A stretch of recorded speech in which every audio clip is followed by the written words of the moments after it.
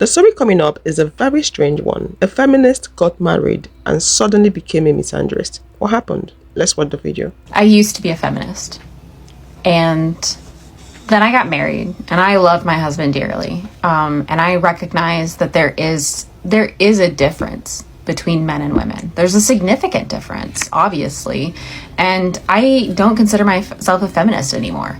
I'm a straight up misandrist. Men are not equal to women. No. So far not equal to women. Gross.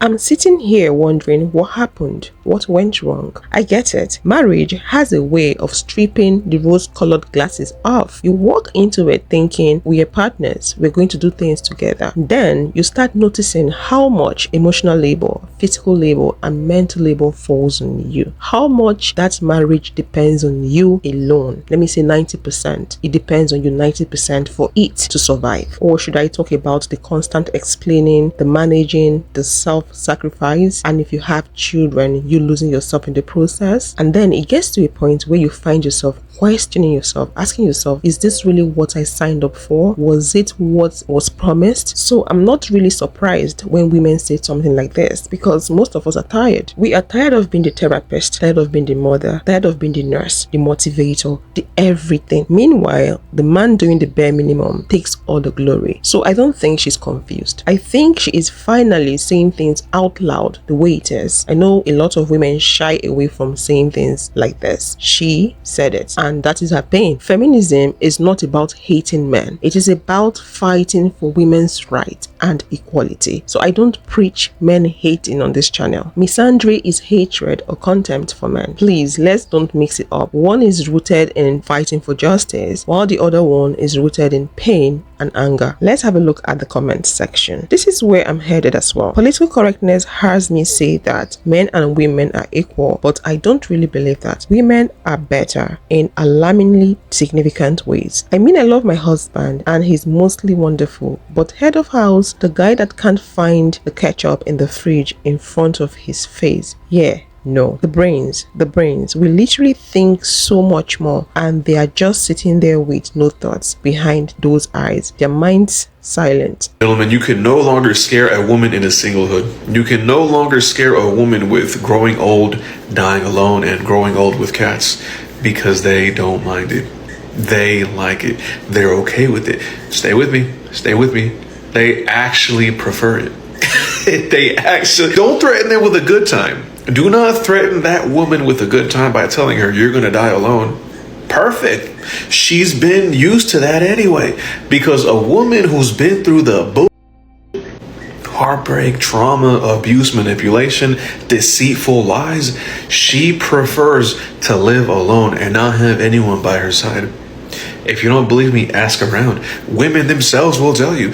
And the studies show it as well. Research backs this up. There's a lot of research that indicates that single women tend to thrive more. Women that are single thrive more than women in relationships. So single women, it ain't no threat no more. They actually take it as a compliment. You're gonna die alone with cats? Perfect. Just like I want it. And what happens when a lot of men tell women that they're going to die alone and they're going to grow old with cats only and no one's going to want them and they're going to be single forever, they're inwardly projecting. They're the ones who are afraid of being single forever, not the woman. The woman is okay with it. She's created a life of peace, a life of blessings, a life of positivity, a life of radiance through all the shit she's been through. So when a man tells you you're going to die alone, just know that he's actually telling you he's afraid to die alone, and he wants you to pick a man, pick any man, pick him, than to be alone, because he can't stand to be on his own.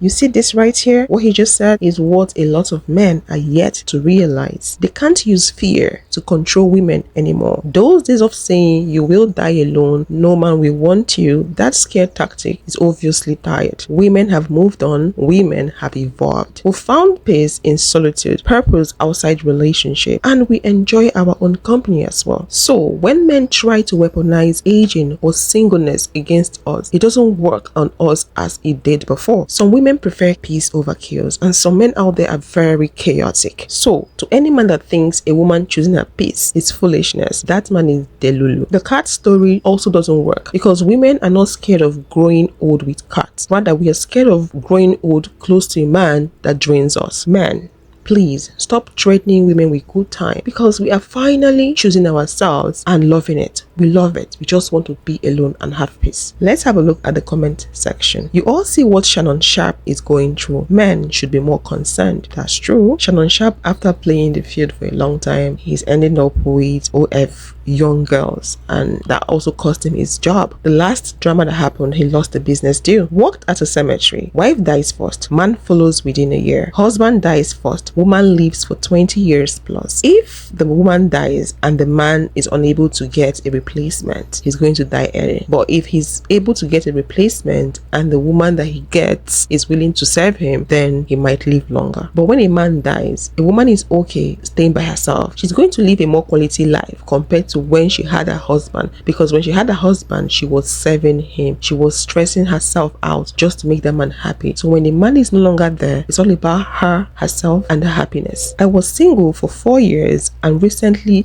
meet a mark. I don't know what that means. And I'm going back to being single. Single life, I was able to do everything I wanted to do in life. So that means her relationship restricted her. The loneliest I've ever been in my life was when I was married. Try working in a nursing home. It's men who die alone most of the time. When I was married, I went nowhere. When I got divorced, I've been able to travel to Toronto, Italy, Switzerland, Dubai, Abu Dhabi, Bahamas, Jamaica, Cuba, Amsterdam, Mexico, Cayman Island, Vatican, and more. South Africa. Next, I bought my dream home. Most men will leave their wives if they become ill anyway, so chances are we will die alone even if we stay in the relationship. Because they don't cheat on you doesn't mean that they're a good partner. A good partner is somebody that actively protects your reputation. Fidelity is like the bare minimum in a relationship and shouldn't be the benchmark for determining the quality of your relationship. Like, does your partner actively consider how their words and actions might reflect on you? Because whether we like it or not, we are often seen as the reflection of the people that we choose to date. So if your partner is constantly acting in a way that's reckless, disrespectful, or overly flirtatious when you're not around, people are either going to assume, one, that you're okay with it, or two, worse, you just don't know. Either way, that is going to affect how you're perceived. He makes an excellent point, right? But y'all always have to ask yourselves this question. With what this person did, how they were maneuvering, right, to where, it was so inconsiderate, they weren't paying attention to anybody else but them, would they ever allow anyone to treat them that way? Or how would they feel if somebody were being that inconsiderate about them, right? To where you're not, they're not paying attention to their actions, they're allowing everybody else around them to look at them, a certain type of way. How would they feel? Are they going to go for that? The problem is, right, a lot of people that y'all are dating, they're not thinking that deep.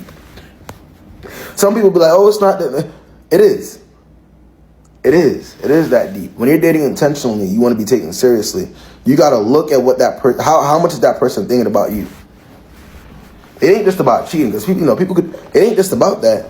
There's other grounds for breakups, and people forget. Please remember that there's levels to love, there's levels to interest, and there's levels to these connections, right? And certain people, they just, y'all aren't that connected. Just to put it nice and simply. Y'all aren't that. They're not, the thought of them hurting you doesn't hurt them. And that's the problem.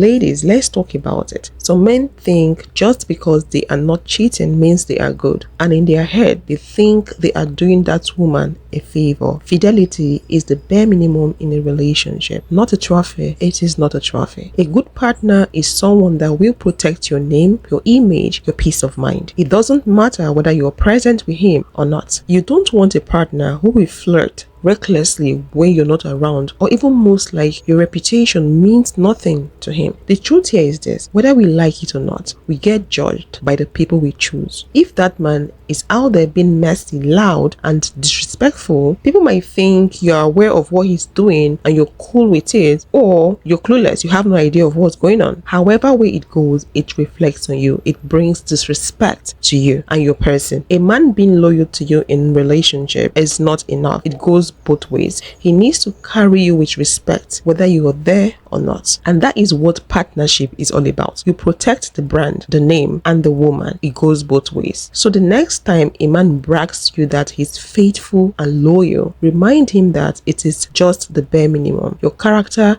your personality is also important. He needs to put in the work and be a better version of himself. Ladies, in addition to that, let's don't forget that consideration is part of consent. It's about your spouse or your boyfriend moving through the world like someone who is aware of the impact of their actions on you as their partner. When they are out there, are they thinking about how their behavior reflects on you? Are they making choices with you in mind? That is what real consideration looks like. Because when someone truly cares about you, they don't just avoid hurting you, they go as far as protecting your name and making sure they don't smear your name. They will protect your peace and dignity, and that's what real partnership is about. I was talking to my colleague the other day, and bless his heart, he said, man, you're so lucky.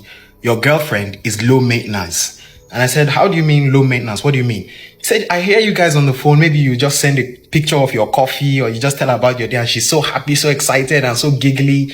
And, she doesn't really, and this is where he hit me. She doesn't really bill you too much, For us, billing is like she doesn't ask for money or ask for Birkin or ask for Gucci.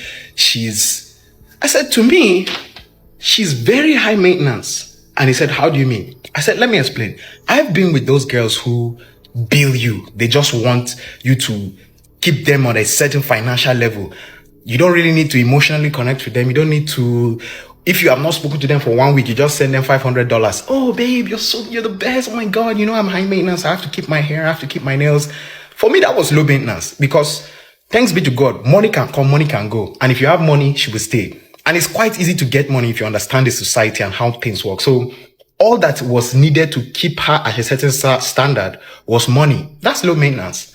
But you see, my babe holds me to a very high standard, of which I need to be minimum to be her boyfriend.